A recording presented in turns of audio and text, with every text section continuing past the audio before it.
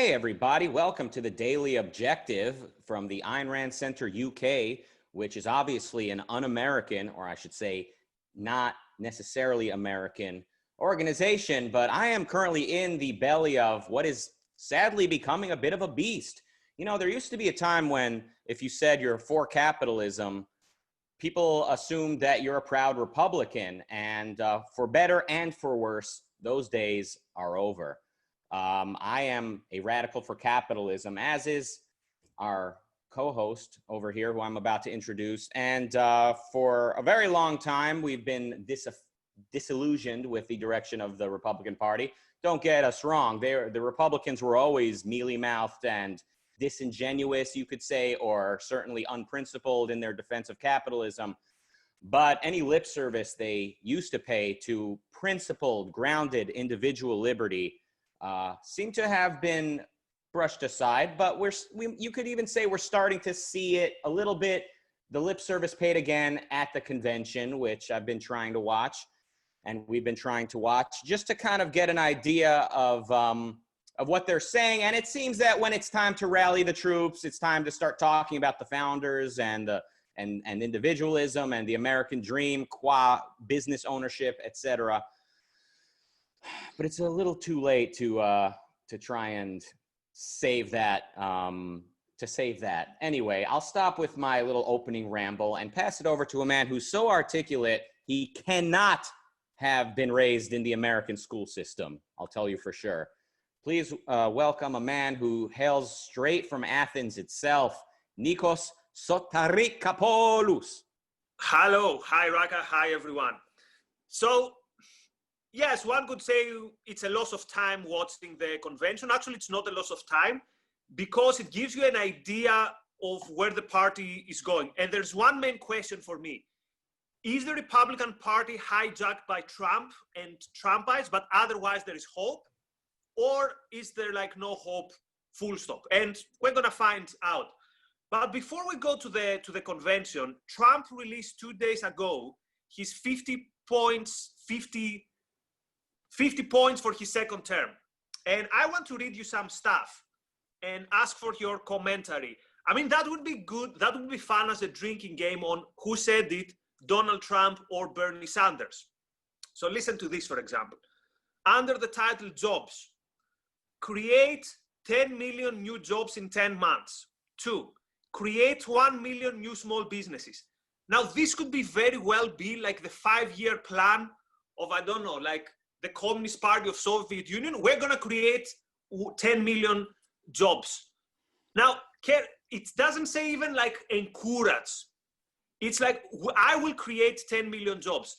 And Yaron Brook had a very good moment when he gave Trump the nickname Central Planner in Chief. And this oozes central planning. Or listen to this on healthcare. He begins by saying, put patients and doctors back in charge of our healthcare system. So you read this and you're like, yes. And then next, like literally 2 points below that, cover all pre-existing conditions, protect Social Security and Medicare. It's like, it's 2 different parties and it's like their programs were mixed. Or listen to this one, education, provide school choice to every child in America. Yes. Next point, teach American exceptionalism. So provide choice, but I'm gonna tell you what to teach. And the worst of the worst, which I couldn't believe it, and I kind of refreshed the page just to make sure this is not like the Onion or something. Quote, prohibit American companies from replacing United States citizens with lower cost foreign workers. Notice he doesn't talk about illegals or immigrants or whatever. Prohibit American companies from replacing United States citizens with lower cost foreign workers. Now, excuse me, but when I hear in the convention people denouncing socialism or whatever, I'm not sold. Yeah, and the sad thing is the only things that Republicans really feel strongly about, or conservatives, the things that they're willing to die on the hill defending is the so-called rights of the unborn, you know, first-term abortion being one example, guns, Now, I support gun ownership to the extent I have any opinion about it. But I mean, to treat that like the crux of individual rights, whereas property rights are more open for negotiation. And that's exactly what we see from conservatives. When it comes to property rights, it's a matter of utility. It's contingent on its social value. But when it comes to, guns and abortion, now this is the battle of our generation, they'll tell you. So Trump knows how the game is played. He's a populist. I mean, he's a marketer. He was a TV star. I used to enjoy his TV show, The Apprentice, Celebrity Apprentice. He would get celebrities, some of them washed up, but not all of them washed up. Some of them are still very much used to having people flatter them and offer them goodies, but they sit in front of Trump and they beg him not to fire them. He knows how to get people to beg. It's a fascinating thing to watch, but it does not make for the good leader of a free country. He is a born despot. I hate to say it, but if you actually told Trump today, you know what, you have total control. You are an absolute leader, like the French monarch. Nothing inside of Trump would scream like, wait, what could this lead to?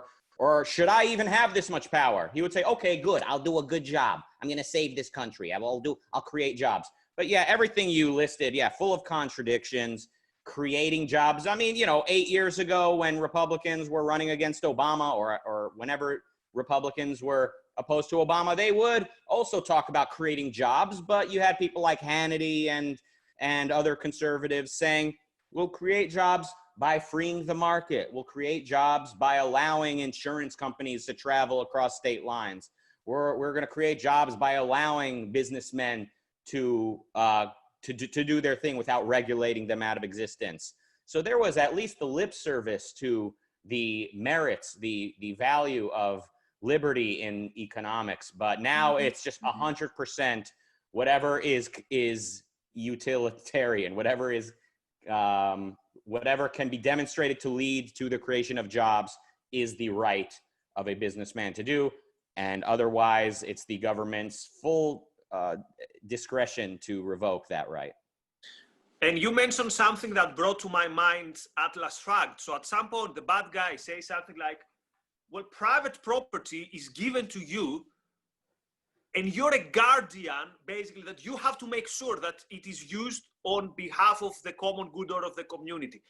And that's not very far away from the language used by the Republicans here. But let's go a bit more to the convention and try to see something. So I watched mostly the speeches by Trump Jr., Nikki Haley, and Trump himself. Now with Trump, it wasn't, let's say, the official acceptance speech. This will be at the end, if I'm not wrong. But two things that caught my attention.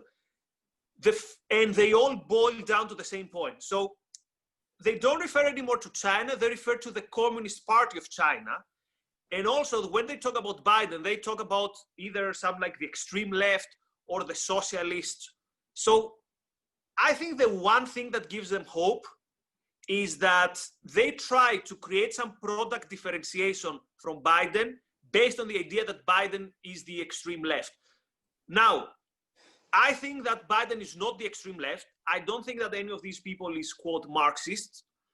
But wherever the Overton window is today, it's clearly that it sells. So in a way, I could easily imagine that if they had opposite them someone like a centrist, like Clinton in, I don't know, 92 or something like that, they would be in a very, very, very difficult position. But now, because of how the Democrats have sanctioned some of the things that shouldn't then be happening, like the riots, and so whenever these things went beyond kind of an urge for justice, the fact that the Democrats have been in favor has created this kind of two ways. The one way is the hard left, and at the end is the Communist Party of China, God knows how, and the other right is the Republicans. So at least you see in this way they pay lip service that tyranny and us. Do you think this works? I mean, it's an ongoing question. Is it a good thing that they pay lip service to capitalism and liberty, or does it just tarnish the image of capitalism and liberty. It's an ongoing question. It's hard for me to even decide which is worse. If Republicans distance themselves from capitalism and liberty, or if they speak in the name of it, because it just confuses everyone to have Republicans talking about, oh, those socialists in the Democrat Party are gonna ruin this country, and meanwhile what Republicans want to do, it's almost tit for tat what Obama ran on, and the things that Obama promised to do, which conservatives were protesting against and riling against. It's we live in a very very sad day. It's like I don't even know which is worse anymore, when Republicans are paying lip service to liberty, or if they would just go ahead and distance themselves from it. But yeah, once upon a time, Clinton and Biden were the radical left. These guys are from the hippie generation. I think they all went to college. Obviously, they're definitely, they're anti-Vietnam people, John Kerry and all of them. I mean, by the way, we hate the war in Vietnam, but that's for another episode. But yeah, these were hippies, and once upon a time, they were the sort of culmination of the university's indoctrination of leftists that were entering politics. And today, Biden and Bill Clinton and even Obama now are seen as establishment Democrats, whereas we've got what are they? Is calling them the four horsewomen? Is that insulting, or is that what they call themselves, the four horsewomen? They call themselves they have a particular phrase that Trump Jr. used. But anyway, we get who we're talking about. I mean, we have like now the generation of people that are just like immersed, just neck deep in critical race theory and just explicit anti-capitalist rhetoric that are now in politics, and that a lot of voters agree with, or vocally agree with, at least on social media. And yesterday's radicals are today's establishment. Meanwhile, there used to be a time when Republicans needed to at least pretend that they were for capitalism. And even then, we had a lot of problems with them. But I mean, compared to today, they were, Milton Friedman compared to today's Republicans. Today's Republicans, it's like they pride themselves in being unprincipled. It's just, I saw Charlie Kirk get up there and give his speech. He's just explicitly Trumpian through and through. I mean, we can have a little bit of patience with him, because I mean, he's a full high school generation younger than myself. I mean, he's 26 or so. He's 8 years younger than me or something like that now. Yeah, he's 7 years younger than me even, and I'm still a youngster. So we can be a little bit patient with him, but he represents a large segment of the voting public, which is why he's speaking at the RNC, which is why he's a successful, wealthy political voice to be reckoned with. So I mean, the death of capitalism is taking place in the Republican Party before our eyes. Yeah, but here's something very interesting. You mentioned Charlie Kirk or Candace Owens. And what made these people prominent? The culture wars, and more specifically, the free speech issue, however it's framed. But here's something interesting. So free speech was at the center last night also of Trump Jr.'s approach. So he said, basically, we're the party of free speech. These are the very same people that whenever someone on their side, or from any side, I mean, it doesn't matter which side it is, but when someone was deplatformed, they would literally tag the president of the United States, asking him to take action against Twitter. So basically, it's free speech unless you're a big capitalist, unless you're a big business. So this populist narrative, which says that big business is bad, it's versus the people, collectivism versus big business, that's very alive and well in the Republican Party. And again, the question is this a parenthesis? And after Trump, this is going to go away? Who knows? I think the best moment in Trump Jr.'s speech was when he talked about school choice. And probably someone told them that, you know what, guys, don't go full central planning, give also some glimpse of, and because Trump himself mentioned it, Trump Jr. mentioned it, and it's also on the 50 points. Now, another good point, and actually the only good point for me, was Nikki Haley's speech. Now, she endorsed obviously Trump, but I think she had a completely different tone. So she was the only one who actually made the moral argument. So she said that I had the not pleasant business to be in a place, she meant the United Nations, where I was surrounded by murderous regimes that required and till recently got sanction and actually money. So good point. She talked about Israel, again, on moral terms, good point. And she gave a line that I really, really liked. She said, quote, America isn't perfect, but the principles we hold dear are perfect. So did you see Nikki Haley's appearance as kind of a glimpse from the future, which says that I'm going to be the next page of the Republican Party, of the GOP, and it's going to be a return, if there ever was, to some principles? We didn't hear her name all of the principles. It's quite possible that faith and family, quote unquote, which means family values being imposed by law. We didn't hear her articulate those principles. And since she's not a philosopher, since she's not an intellectual leader, she is one of the better political figures, but not an intellectual leader. There's a good chance of her getting her contradictions exploited by the Trumpians and the various other demons that fly amongst us, and that her being corrupted just like everyone else. So we don't know what she represents as far as the future. But her speech, if I recall, was as good as it could be at a Trump nominating convention. It was as good as it could be. Like, she left out probably some opinions she holds that sort of conflict with Trump, and she named some things that are good that other Trump supporters would not even think of bringing up. Like you said, the fact that the UN gives dictators a platform, because Trump himself is a fan of dictators. He gave Kim Jong-un a platform by standing next to him and shaking hands with him and praising him in various ways. Look, I mean, whether or not Nikki Haley is the future or not is a good question in terms of what's good about her. Is that the future? And, you mentioned Yaron Brook. I think he's expressed optimism in that he doesn't think the Americans will ever get behind someone like AOC or Ilhan Omar. And I always hesitate to quote people, but I think I'm paraphrasing him correctly. And for that reason, I think he's also suggesting that we root for a Biden landslide win, because it would send a message to the Democrats. Yes, find your center, find the center stage, and it sends the Republicans a message that this whole populist experiment is an embarrassment. So anyway, I think I agree with all of that. Of course, it's not up to me, and I live in a very blue state, which is California. So my president will be Hugo Chavez, no matter what I do.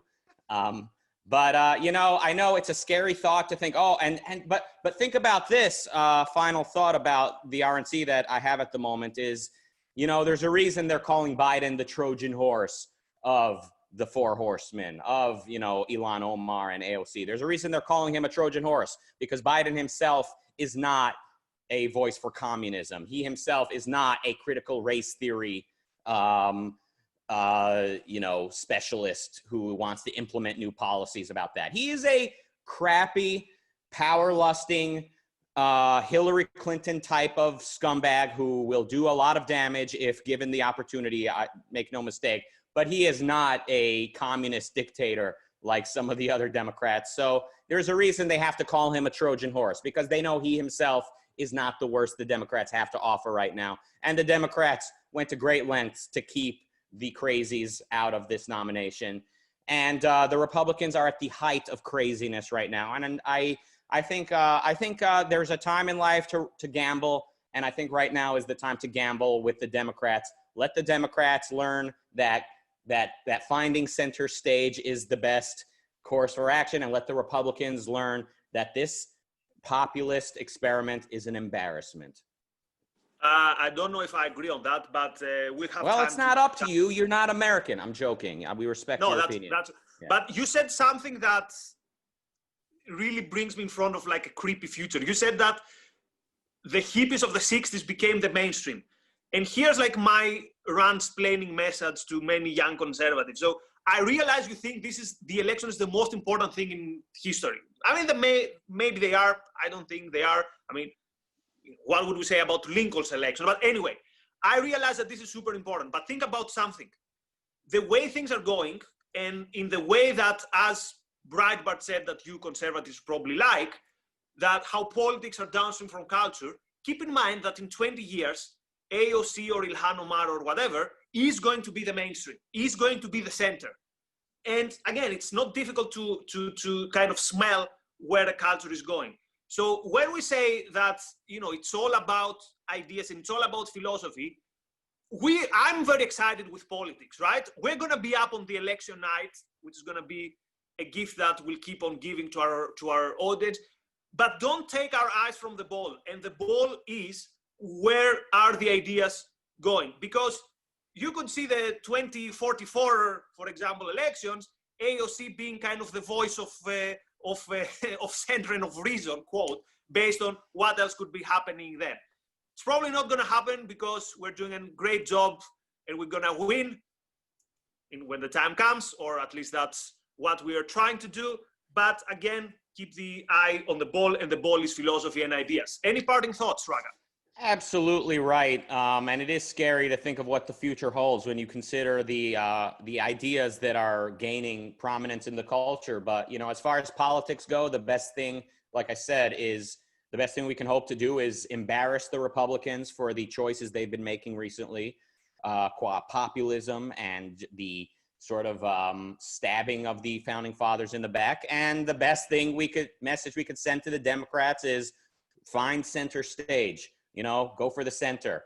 And look, it's possible, by the way, that even if someone like AOC got more powerful, that she would ultimately need to moderate and sort of find the center, because the American people, the people you meet on the street, they sort of pay lip service to a lot of these nutty lefty ideas, the same way that Republicans pay lip service to capitalism. So there's your silver lining, that the disingenuous lip service is on all sides of the aisle. It's no coincidence that people like Benjamin Franklin were searching for ethics. They were asking ethical questions, asking what is a secular case for ethics, even if he didn't put it in those words. That people like Thomas Jefferson said, fix reason firmly in her seat. The founding fathers were Enlightenment thinkers. They were intellectuals and men of action, as I think Rand put it eloquently. It's no coincidence that they were asking these questions and that they were willing to die on the hill of individual rights, albeit imperfectly implemented at that time, far from perfect, but still, in that context, a bold new step for mankind. It's no coincidence that they were intellectuals that were of a certain position, and that they gave us the closest thing we've ever had to capitalism, objective rule of law, and the American dream. So that is where the battle needs to be waged, and that is the battleground, as I think you alluded to. It ultimately is about philosophy, and time is running out. It is. And the one thing you can help in so that we change these things before time runs out, which is one of my favorite Francisco's quote in that money speech, is to help the Ayn Rand Center UK and help the great work that Razi and the other people in the group are doing. So how you can do this? You can like the social media pages, Facebook, Twitter, Instagram, share the episodes if you like, and if it's not a sacrifice for you, consider becoming a donor or a member, going to Ayn Rand Center UK, I think /membership, and consider helping. Anyway, that was all for today from me and from Rucka. All the best. Bye-bye.